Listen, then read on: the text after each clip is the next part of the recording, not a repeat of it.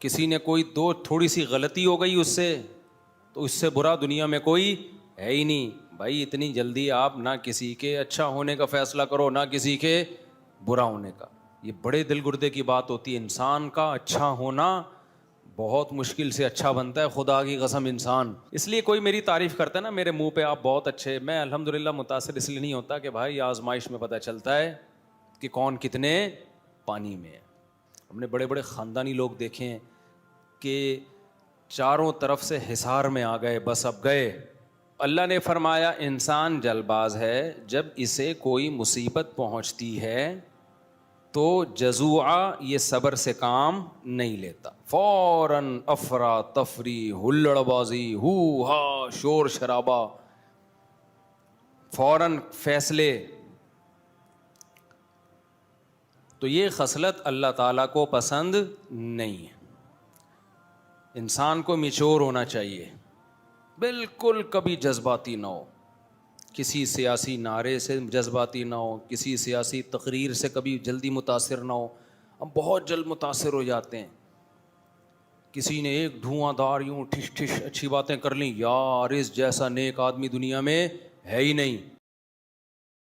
کسی نے کوئی دو تھوڑی سی غلطی ہو گئی اس سے تو اس سے برا دنیا میں کوئی ہے ہی نہیں بھائی. اتنی جلدی آپ نہ کسی کے اچھا ہونے کا فیصلہ کرو نہ کسی کے برا ہونے کا. غالباً حضرت عمر کا قول ہے کہ کسی نے ان کے سامنے تعریف کی کہ فلاں بہت اچھا ہے, تو حضرت عمر نے فرمایا کیا تم نے کبھی سفر کیا ان کے ساتھ؟ ان نے کہا نہیں. کہا پھر کیسے فیصلہ کر لیا بھائی؟ سفر میں ہوتا کیا ہے, ٹینشنیں آتی ہیں. ٹینشنیں آتی ہیں تو جو خاندانی لوگ ہوتے ہیں نا وہ اپنے آپ کو ٹینشن میں رکھ کے اپنے دوست کو اور ہم سفر کو سہولت دے رہے ہوتے ہیں کہ کوئی بات نہیں میں ٹینشن اٹھا لیتا ہوں, اس کو اچھی سیٹ دے دو. میں ٹینشن اٹھا لیتا ہوں, میں بعد میں واش روم چلا جاؤں گا, پہلے آپ. اللہ یہ کہ بہت خطرناک قسم کا کوئی معاملہ ہو ایک الگ بات. میں بعد میں پانی پی لوں گا, پہلے آپ. میں نے بچپن میں ایک کتاب پڑھی تھی, اس میں ایک واقعہ تھا. کسی ملک سے نا کسی نے اپنی آپ بیتی لکھی تھی, سچا واقعہ تھا وہ.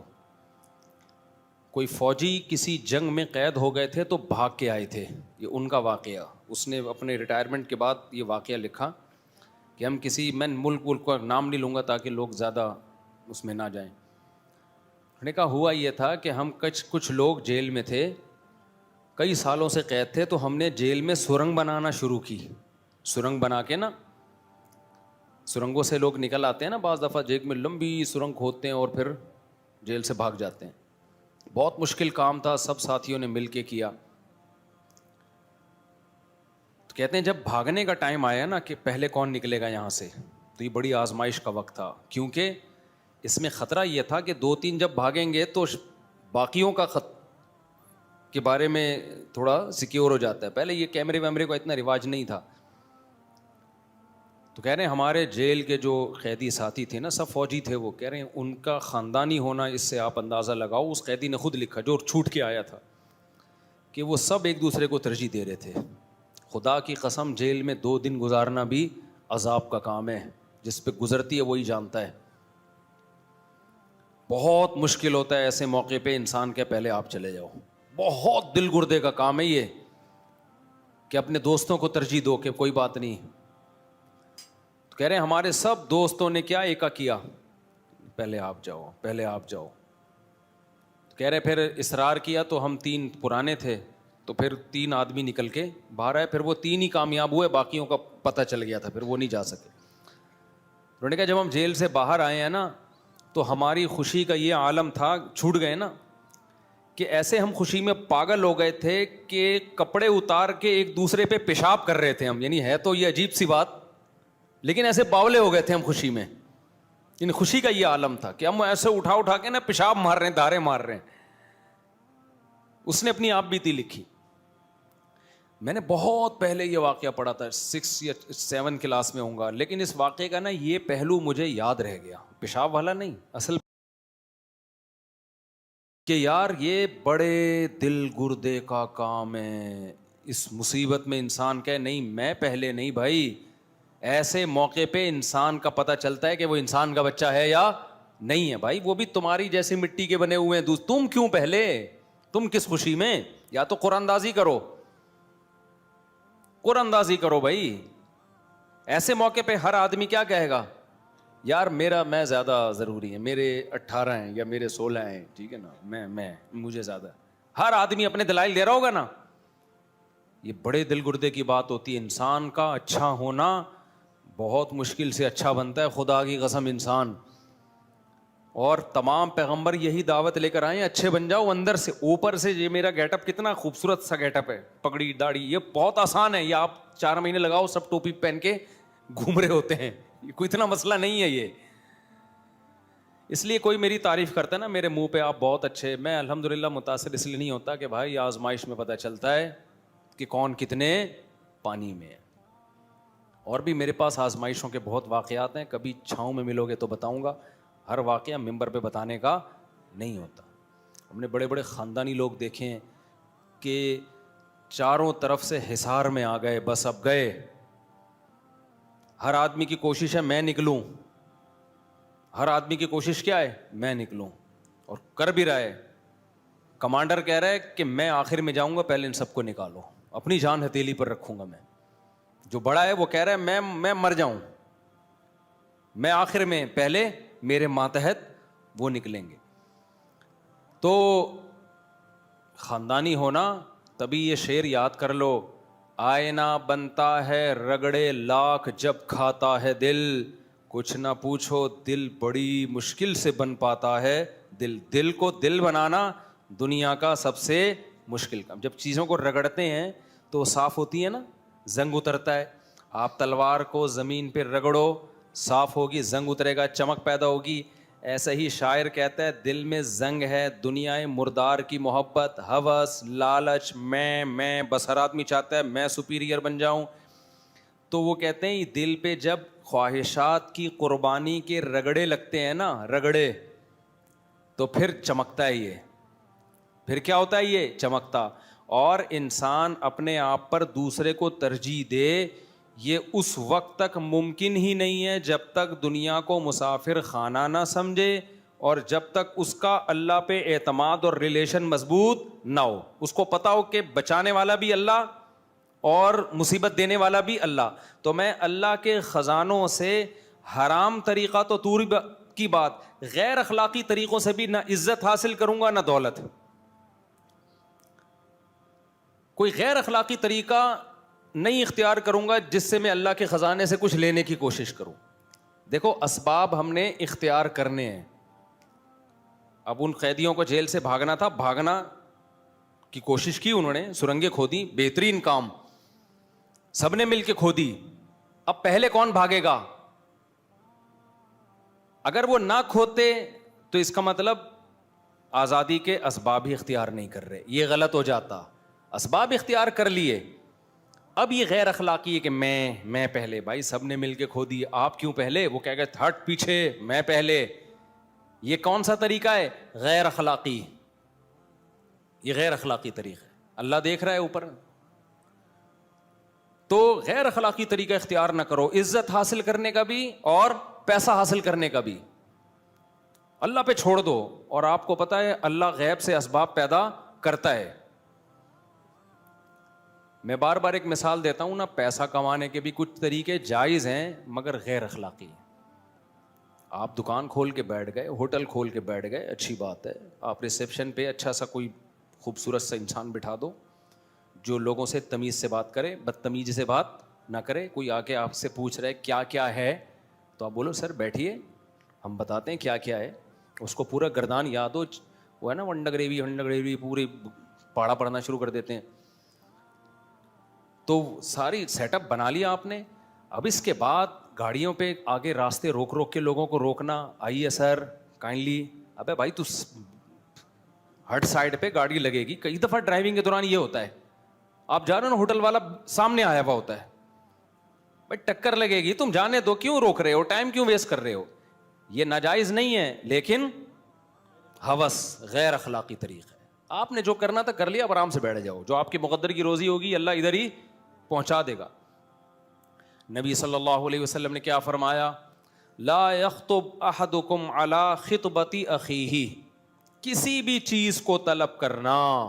دیکھو کیا زبردست حدیث ہے. صرف روزی انسان صبح و شام بیسیوں چیزیں چاہتا ہے.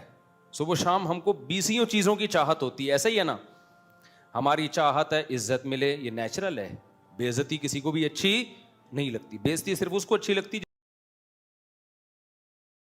کیونکہ اس کے پاس عزت ہے ہی نہیں, تو بے عزتی اس کی ہوتی نہیں ہے. بے عزتی اس کی ہوگی نا جس کی عزت ہو, تو پھر بے لگا دیں گے پیچھے ہم اس کے. عزت ہی نہیں ہے تو بے لگے گا کہاں؟ نہیں آئی بات سمجھ بھائی. بے عزتی یہ عزت کی ضد ہے, اپوزٹ ہے. میں بار بار کہتا ہوں, ایک آدمی ایک علاقے میں گیا, آیا, کہتا ہے شکر ہے میری اس علاقے میں کوئی عزت نہیں ہے. لوگوں نے کہا اس میں کون سے شکر کی بات ہے؟ کہہ رہا ہے اگر عزت ہوتی تو آج ایسا کام میں نے کیا کہ ٹھیک ٹھاک بے عزتی ہو جاتی آج میری. تو چونکہ پہلے سے عزت تھی نہیں, لہذا اس الٹے کام سے میری بے عزتی ہوئی نہیں. تو ہم میں سے ہر شخص متلاشی ہے, ہر شخص کو عزت بھی چاہیے. آپ کو آپشن دیا جائے آرمی میں, بھائی رنگروٹ بھرتی ہونا ہے یا کمیشن آفیسر جانا ہے, یا آپ کو انجینئر جانا ہے, یا ایک صرف ڈپلوما ہولڈر بننا ہے, تو آپشنل ہو تو آپ کس کو فوکس کرو گے؟ بھائی 17-18 گریڈ کا آفیسر. فوج میں جاؤ گے تو آپ کمیشن آفیسر کو ترجیح دو گے. تو کیوں؟ یہ انسان کی نیچر ہے بھائی. جب میں اپر لیول تک جا سکتا ہوں تو میں نیچے پہ گزارا کیوں کروں؟ یہ نیچر ہے. اگر کسی میں یہ خواہش ہی نہیں ہے نا, تو اس کا مطلب وہ نیچر پہ ہی نہیں ہے, وہ پتھر ہے, اس میں جذبات ہی نہیں ہے. اسی طرح ہمیں دولت بھی چاہیے ہوتی ہے, طلب ہے نا دولت کی. اب یہ طلب کا لفظ یاد رکھو کیونکہ حدیث میں طلب کا لفظ آیا ہے, تو پھر میں حدیث کو سمجھا پاؤں گا. طلب, ڈیمانڈ, چاہت, خواہشات. تو ہر شخص کی چاہت ہے دولت, ہے یا نہیں ہے؟ بہت سے لوگ کہتے ہیں نہیں پیسے میں کیا رکھا ہے, پیسہ تو کچھ بھی نہیں ہے. سب اتنا زیادہ وہ کرتے ہیں تو آپ بولو ٹھیک ہے اپنی جیب میں جو پیسے پڑے ہیں پھر وہ مجھے دے دو. 1 روپے نہیں لینے دے گا وہ آپ کو. سمجھ رہے ہو کہ نہیں سمجھ رہے؟ زیادہ تقریر کر رہا ہوں نا, پیسہ کچھ بھی نہیں ہے. تو بولو ٹھیک ہے سر, یہ آپ کے جو 5,000 کا نوٹ نظر آ رہا ہے کائنڈلی یہ مجھے دے دیں. تو میں اکثر واقعہ بھی سناتا ہوں نا. ہمارے حضرت مفتی رشید احمد صاحب رحمہ اللہ تعالیٰ ایک دعوت پہ گئے, ایک پیر صاحب کی دعوت تھی, تو اس نے ہمارے حضرت کو بھی بلا لیا. یعنی کسی مرید نے پیر صاحب کی دعوت کی تھی. تو دعوت کے دوران مرغے, بریانیاں اور بکرے, بہت کچھ جیسے ہوتا ہے دعوتوں میں. تو پیر صاحب نا تو کیا یہ رکھا ہوا, اسراف ہے یہ, اتنی چیزیں. ایسے تقویٰ جھاڑنے کی کوشش کی نا انہوں نے, یہ کیا ہے, یہ بریانی بھی, یہ نبی سکھا کے گئے ہیں, یہ اتنا ہی عیاشی. تو حضرت نے فرمایا, وہ ساری پلیٹیں اپنے آگے کی. ہمارے حضرت تھے اسٹریٹ فارورڈ نا. حضرت نے فرمایا یہ آپ کے لیے نہیں ہے, یہ میرے لیے بنی ہے, یہ میں کھاؤں گا, آپ وہ ان کے لیے بھائی دال وال کا کوئی انتظام کرو. حضرت کو یہ پسند ہی نہیں تھا ٹوپی ڈرامے نا, سمجھ رہے ہو. تو جو ہے ہر شخص کی چاہت ہے, دولت بھی چاہت ہے. اسی طرح ہر شخص, ایک دفعہ ایک کوئی صوفی سا طالب علم تھا, بہت نیک نا, ہمارے مدرسے میں تسبیح کرتا رہتا, دعائیں مانگتا رہتا, ایسا لگتا تھا اس سے بڑی نیک نا, پرہیزگار تھا. تو ہمارے استاذ نے دیکھا کہ یار اس کی جاب بھی لگ گئی ہے تو اس کی شادی وادی کرا دیتے ہیں. اس سے پوچھا کہ کوئی آپ کو رشتہ تو نہیں چاہیے؟ تو اس نے کہا اگر کرا دیں تو کائنڈلی, بڑی اچھی بات ہوگی. تو انہوں نے کہا کہ کس ٹائپ کا رشتہ؟ تو کان میں آ کے بولتا ہے خوبصورت سی ہو کوئی. کیا ہو؟ خوبصورت سی ہو. گھننے نہیں ہوتے, گھننے. پھر کہنے لگا یہ میری بری خواہش تو نہیں ہے کہ گناہ تو نہیں ملے گا مجھے اس پہ؟ تھا بڑا پرہیزگار سا نا, گناہ تو نہیں ملے گا؟ ہمارے استاذ نے کہا نہیں کوئی گناہ نہیں ملے گا آپ کو, یہ نیچرل ہے. خواہش ہوتی ہے, میں ہوتا نا میں کہتا اس سے کہ خواہش تو ہے لیکن اس ڈیزائن پہ آپ کو ملے گی نہیں. خواہش رکھنے پر گورنمنٹ کی طرف سے, کیونکہ وہ اس کے اپنی ڈیزائننگ کو اتنی اچھی نہیں تھی, بڑی آڑا ترشا سا تھا, کسی کو پتہ نہیں چلے گا کس کی بات ہو رہی ہے, پرانا قصہ ہو گیا. تو اس کا اپنا ڈیزائن کیا تھا, تھوڑا سا تو الائنمنٹ کی ضرورت تھی, اس میں کچھ سیٹنگ کی ضرورت تھی. تو لیکن ہر شخص کی خواہش کیا ہوتی ہے؟ خوبصورت. تو یہ نیچرل ہے, اس میں کوئی زیادہ فنٹر بنے کہ نہیں ایکچولی کیا رکھا ہے حسن میں. بے بھائی پھر کیوں دیکھتے ہو جا کے, کیوں عشق معاشقے ہو رہے ہیں. دیکھو قرآن کی دو نا, پتہ ہے میں نے جب قرآن کا ترجمہ پڑھنا شروع کیا نا, جب میں مولوی بننے کے لیے, عالم بننے کے لیے مدرسے میں نہیں تھا, میں اس وقت سے قرآن ترجمے سے میں نے پڑھنا شروع کر دیا تھا. میں میٹرک میں ہوں گا یا 9 کلاس میں ہوں گا, مجھے شوق تھا کہ یار قرآن کو پڑھوں, ہے کیا اس میں. تو جو چیز مجھے سب سے زیادہ اپیل کی نا قرآن کی, جس چیز نے, وہ ہے کہ قرآن گراؤنڈ ریئلٹی کی بات کرتا ہے, نیچر کی بات کرتا ہے, عقل سے اوپر کی باتیں نہیں کرتا. آپ بعض مذہبی لوگوں کی تقریریں سنو, لگتا ہے پتہ نہیں کوئی ان لاجیکل سی باتیں ہو رہی ہیں جس کو پریکٹیکل لائف میں کرنا ممکن نہیں ہے. پریکٹیکلی یہ خود بھی نہیں کرتے ہوں گے. تو میں نے قرآن کی ایک آیت پڑھی, میں حیران ہوا. قرآن کہہ رہا ہے, اللہ تعالیٰ نے نا اپنے نبی صلی اللہ علیہ وسلم کی ازواج کو اللہ نے حکم دیا, نبی کو حکم دیا کہ آپ کے ساتھ غربت میں آپ کی ازواج کا گزارا مشکل ہو رہا ہے. ازواج کا کہنا یہ تھا, بھائی یہ اس 40 دن گھر میں چولہا ہی نہیں جل رہا, کھجور پانی کھجور, ہمارا گزارا نہیں ہو رہا, پیسے ویسے چاہیے ہمیں. سمجھ رہے ہو, نان نفقہ بڑھا دیں. اب محمد صلی اللہ علیہ وسلم اللہ کے آخری نبی ہیں. اللہ چاہتے تھے کہ آپ کی زندگی میں عیش و عشرت نہ ہو, کیونکہ لاسٹ میسنجر آف گاڈ ہیں. کل کوئی انگریز, کوئی کافر انگلی اٹھا سکتا ہے کہ اصل میں یہ سب کچھ کیا کس لیے تھا, پیسے کے لیے.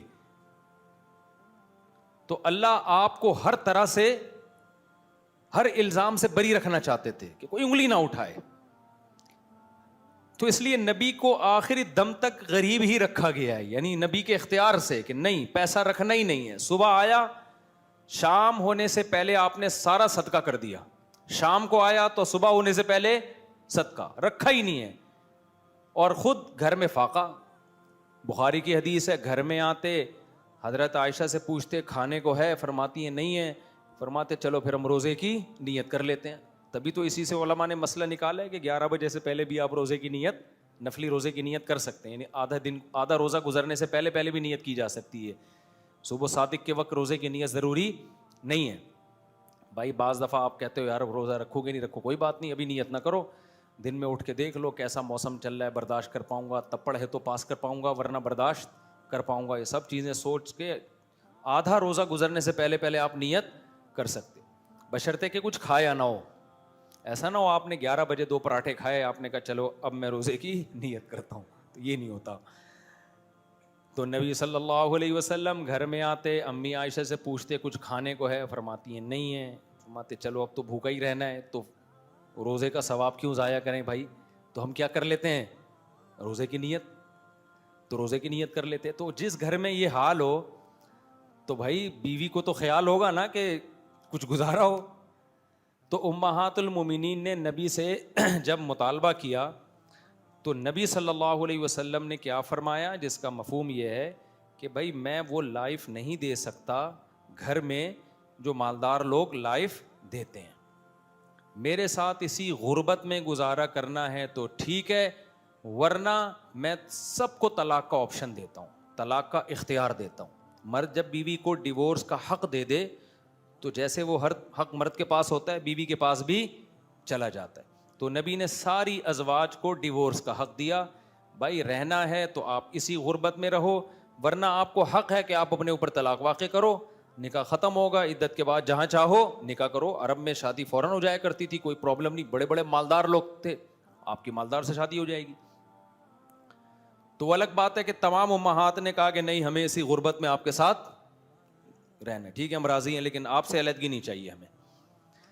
تو پھر اللہ نے اس پہ نبی صلی اللہ علیہ وسلم کو کیا حکم دیا کہ بھائی انہوں نے جب یہ کیا ہے غربت میں آپ کے ساتھ گزارا تو انہیں بھی کچھ انعام دیا جائے گا. وہ انعام یہ کہ لا یحل لک النساء من بعد ولا ان تبدل بہن من ازواج, کہ اے نبی آپ کے لیے اب اس کے بعد نہ تو مزید شادی جائز ہے اور نہ ان میں سے کسی کو ڈیورس دے کر کسی سے شادی کر سکتے ہیں کسی اور سے. نہیں یہی بات سمجھ میں, یعنی یہ 9 کے بعد 10ویں بھی نہیں آ سکتی اور ریپلیس بھی نہیں ہو سکتی کہ 9 میں سے کسی ایک کو دے دی اور اس کی جگہ دوسری کر لی. تبھی اس کے بعد نبی نے نہ ان میں سے کسی کو طلاق دی ہے اور نہ مزید شادی کی ہے. اگرچہ اللہ نے بعد میں اجازت دے دی تھی کہ آپ کر سکتے ہیں، مگر نبی نے کی نہیں ہے، شاید اس لیے کہ وہ اللہ نے جو پہلے آرڈر دیا تھا اس کا پاس رکھنے کے لیے۔ اب اس میں جو الفاظ ہیں کہ اے نبی آپ نہ کسی کو ڈیورس دے کر اس کے بدلے کوئی شادی کر سکتے ہیں اور نہ 10ویں کر سکتے ہیں، آگے الفاظ دیکھو، وَلَوْ أَعْجَبَكَ حُسْنُهُنَّ، اگرچہ کسی عورت کا حسن آپ کو کتنا ہی متاثر کیوں نہ کرے۔ نہیں آئی بات سمجھ میں؟ اس کا مطلب بھائی کسی کے حسن سے متاثر ہونے کا امکان پیغمبر میں بھی، یعنی اللہ کہہ رہے آپ کو کوئی عورت کا حسن کتنا ہی اٹریکٹیو ہو، اٹریکٹ کرے، آپ کو اجازت نہیں ہے اب نکاح کرنے۔ تو اب مجھے ایک بات بتاؤ، یہ اسلام کا حسن ہے، کیونکہ نبی صلی اللہ علیہ وسلم کے بارے میں جب اسلام نے کہا نا بشر ہیں، انسان ہیں، تو پھر تمام انسانوں والے لوازمات کے ساتھ انسان مانا ہے۔